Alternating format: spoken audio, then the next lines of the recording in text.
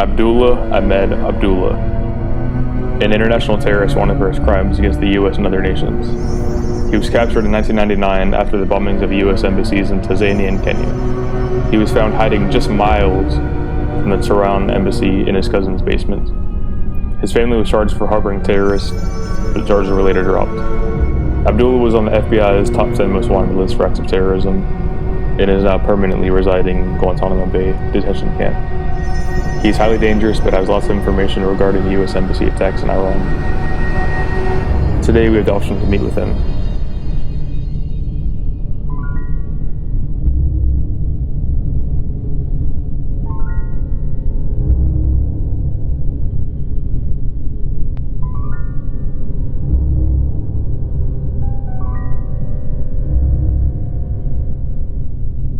State your name.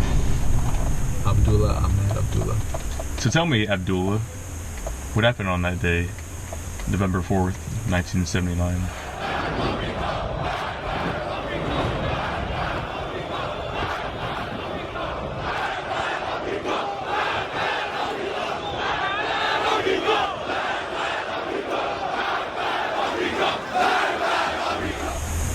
Me, my brothers and sisters got together to plan and take hostages from the U.S. Embassy.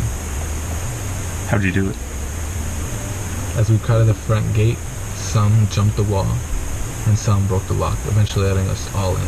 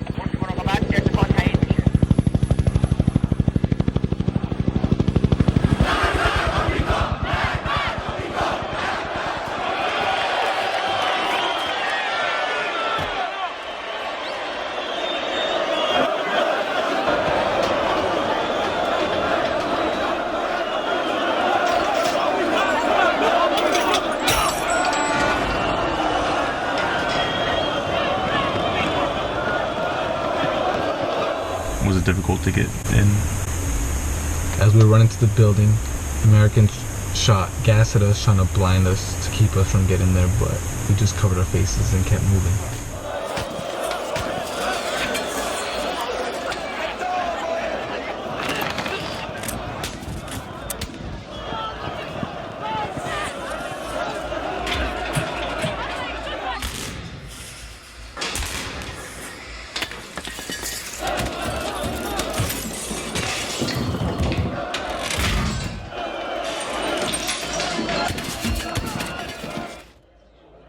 And then what happened? We got to the front doors of the building and waited for everyone to get around to surround the building to not let any Americans get out. And as we were there at the front doors, an American came out asking for peace, but we just took hostage blindfolded and held him at gunpoint. We used him to get the Americans inside to open the front door, which they did, and we just ran in.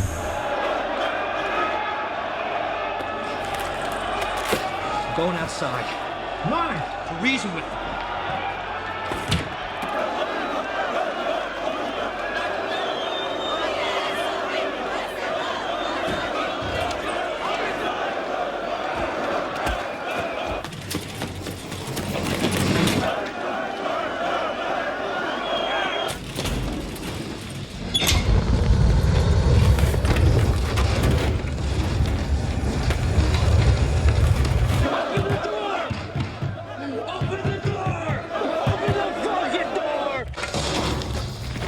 Said you want to see the world, right, Tom?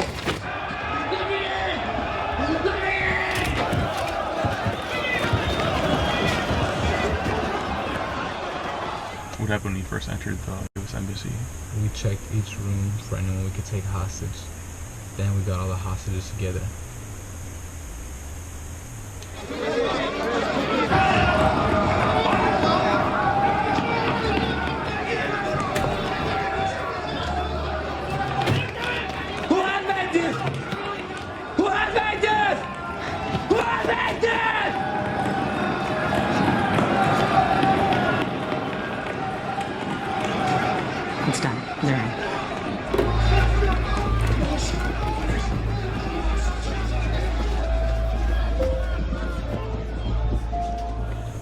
Why'd you do it?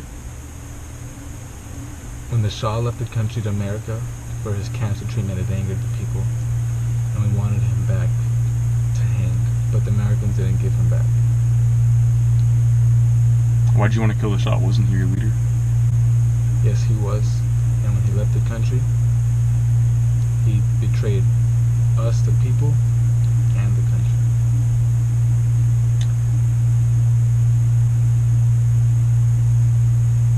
It's documented that the hostages were kept for 444 days.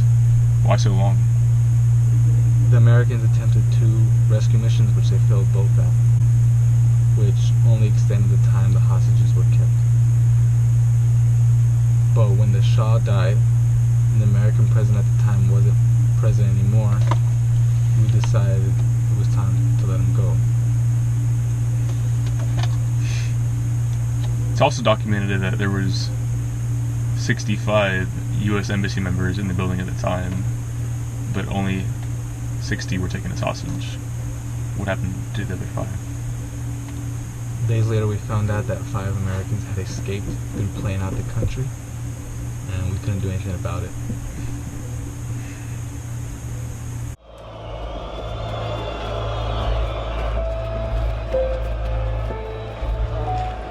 Okay, Bob, we gotta get off the streets. This way, up here to the left.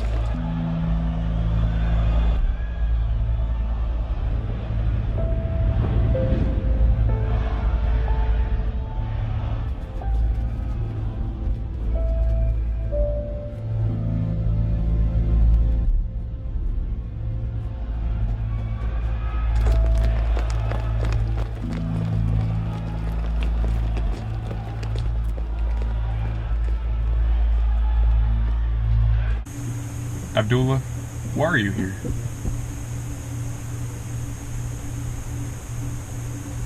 For the U.S. bombings in Kenya, and for the hostage crisis.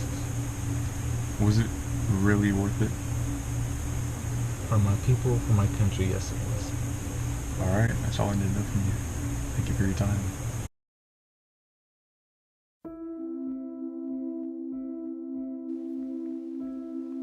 Rocky Sickman was a hostage during the Iranian crisis. He fought for 444 days until his release. Rocky's job was to protect the embassy from any threats. The problem was that hundreds of Iranian protesters surrounded the embassy, and there was no way that he could hold them all off. If Rocky or any of his fellow Marines were to shoot the protesters, they would have retaliated and killed every one of the embassy members. Rocky, not being able to fend off the protesters, was captured and was made a hostage just like the other 60-some embassy workers. Today, we have the pleasure of meeting with him in his summer home in Missouri as he tells us about his experiences.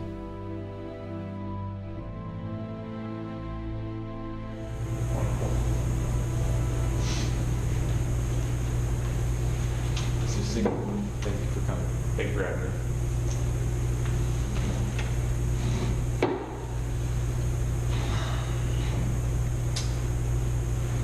So, my first question for you today is, what was your job in the United States Embassy in Iran? I was a Marine Corps sergeant. I guarded the embassy my life, protecting all that work there. What happened that day, November 4th, 1979? We were surrounded by angry protesters. They blamed us for allowing their Shah to seek cancer treatment in America.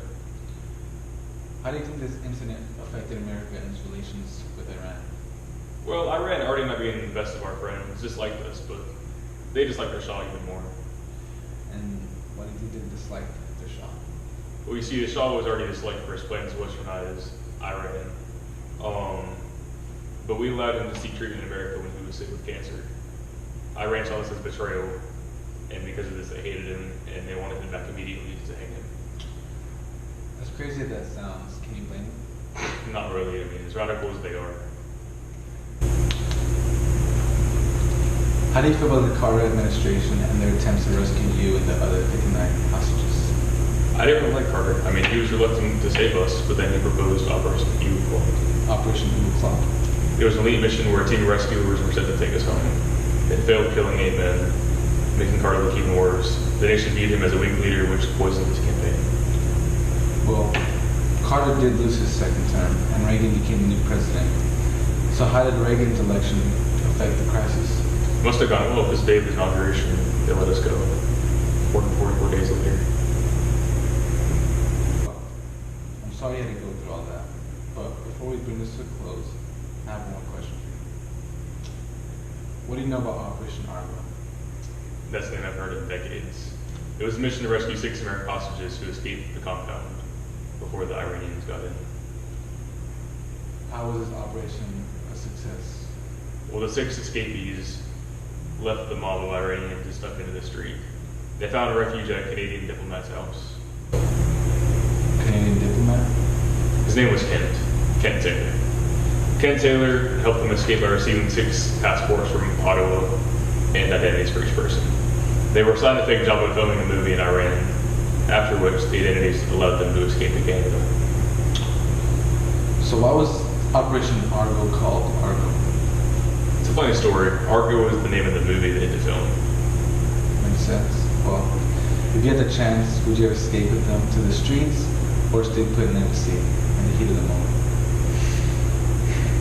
Well, if I knew I was going to be there for over a year, then of course I would escape with them. But that's a different story. Mr. Sigmund, thank you for your time. Thank you for having me, Mr. Garcia. On January 3rd, 1980, a senior official from the State Department arrived in Ottawa. We held a meeting in my apartment that night, and we went over all the details for the exfiltration exercise, and it was decided then to proceed with it on a day-by-day countdown through to the end of the month. In Tehran, as the arrangements for the Canadian staff to leave were implemented, Taylor told them to observe Tehran airport security for debriefing back home. Most of the Canadian staff had not been told about the house guests, and none of the Iranian staff knew. One of the most significant arrangements, of course, was to provide passports for 6 Americans who didn't have Canadian passports. And I won't go into the detail as to how that was done, but suffice to say that Canadian passports were provided. The 6 regular passports were taken down to Washington. There, the photos of the 6 Americans were added, and the necessary stamps and visas were forged to go with the house guests' cover stories. The passports were I don't know when they arrived, but they were not given to us until, I think, really the day before we left. We were given a chance finally to see what the documents looked like and kind of to see for real who we were going to be. I mean, before that, all we'd had was a typed sheet of paper, and this was the first time we really, I think, realized that this, at least for me, I began to realize this was going to be for real. It wasn't just a game as we'd been making it into. There was going to be nothing fancy about it. We were going to leave through the airport the way any normal traveler would leave.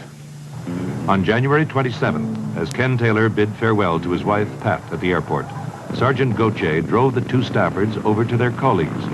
You know, when you're sitting there in the car and it's dark and you're just driving it, I began to imagine all sorts of terrible things that were going to happen when we got there.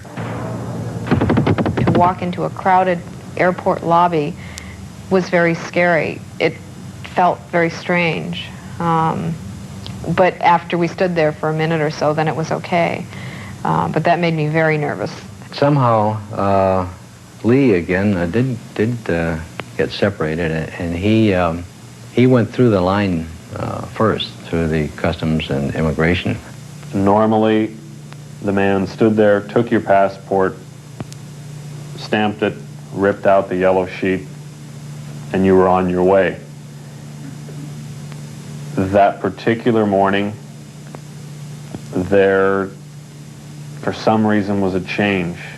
He took my passport, looked at it, and stepped into a side room. My only thought, and I turned around at that point, was and looked behind me 20 yards back down this alleyway coming out of where the tickets were purchased, was that, wow, if something goes wrong here, I hope they see me. because we did have a plan to walk right back out of the airport if there were any difficulties. We had left the 2 cars there with instructions to stay until the plane had actually taken off. The guy came out after several minutes, looked at me, looked at the picture in my passport, which was indeed a picture of me. The problem, however, was that I'd had a much larger mustache at that time that drooped down like a bandit. And he looked at me and in broken English said, "Is this you?" And it was a very stern picture, no smile. And that morning I was trying to be as cheerful as I really could when I was talking to any of the officials. And I got a very stern look on my face and pulled down my mustache and said, "Yes." And he kind of smiled, and then I smiled, and he handed me my passport. And on I went. After we'd gone through all the procedures, we were sitting in the waiting room, and some of the other Canadians from the embassy were going out on another flight at approximately the same time. Who were unaware that we were actually leaving the country.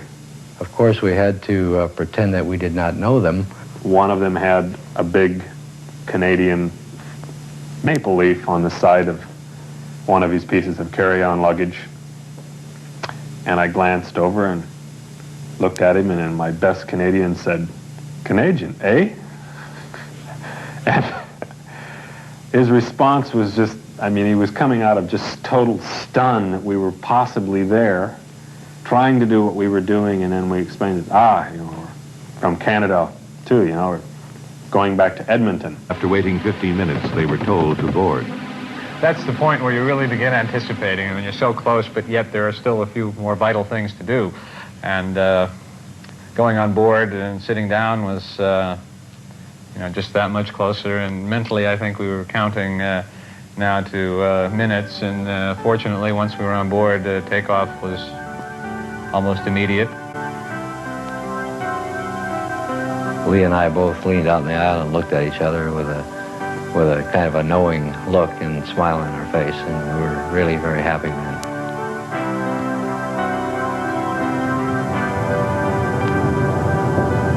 We toasted to the mountains as we flew over the Turkish border, which was obviously the high point of the trip. I mean, it just felt so good to be finally out of there. Upon hearing the good news that the flight had departed, a bit late, but successfully, I then packed, went down to the embassy to do something what very few diplomats have the questionable or dubious satisfaction of doing. That is, destroying the cipher equipment. After sending his Iranian staff home, Ken Taylor and the remaining 3 Canadians closed the embassy and departed for the airport.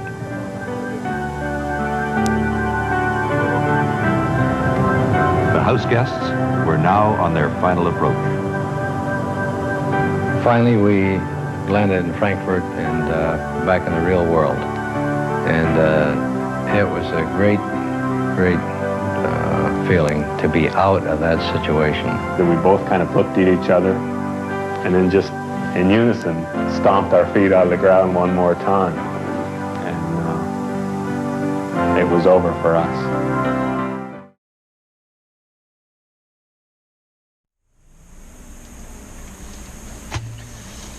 State your name. Abdullah. Ahmed Abdullah.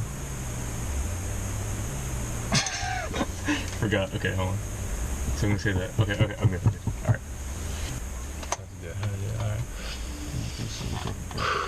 Okay. Real quick. How'd you do it? Okay, alright. Okay. Ready? Hold on. Let me fix your hat thing. Alright. Good? Yeah. What'd you do when you got inside? We checked room by room for anyone, and we took hostage. You're good, bro. You're good, bro. What up, man? Alright. Hey, at the very end, we're gonna put bloopers, okay? It's gonna be nice. How'd you do it? When we crowded the front gate, some jumped the wall, and some broke the lock. Was there any U.S. defense against you? As we got to the building, the Americans shot gas at us to try to blind us, but we just covered our faces and kept moving. What happened after that? We got to the front gate, front door.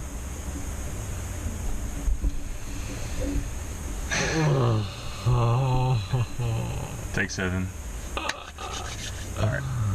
What do you want the vehicle to get? Okay. Put this on.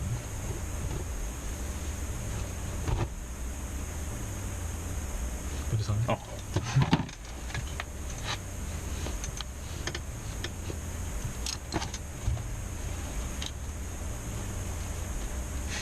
So tell me, Abdullah, what happened that day, November 29th?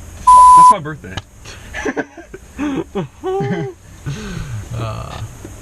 I need like a coffee mug or something. Whatever, okay. Fire.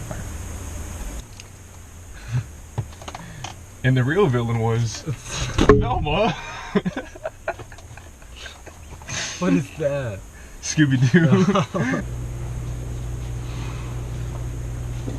Mr. Sigmund, in your free time. What's that? What was that? Wait, I'm gonna think of something else. Mr. Sigmund, free time. Thank you for coming. My first question for you today is, what was your job with the United States Embassy in Iran? Well, I was a Marine Corps sergeant. I guarded the embassy my life, protecting all that lived there. So, my first question for you today is, what was your job at the embassy?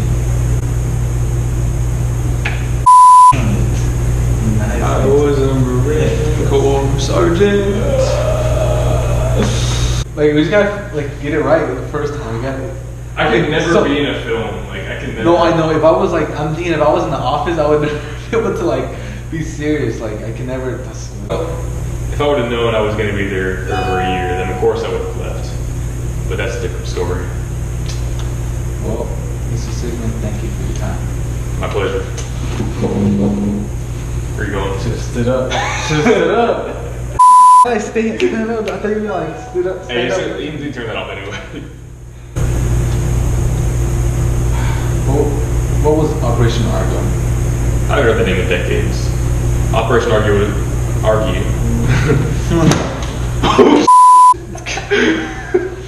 Bro, is that a ghost?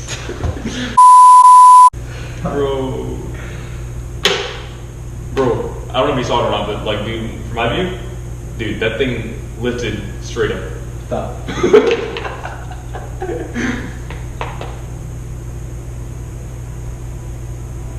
What the heck? That blind just leaned down. Chill. No. Damn, it's been like that. No, dude, that just happened. No, it's been like that. I saw that a long time ago. Chill out, dude. Not trying to have someone look at the window. Yeah, boy. All right. Finally.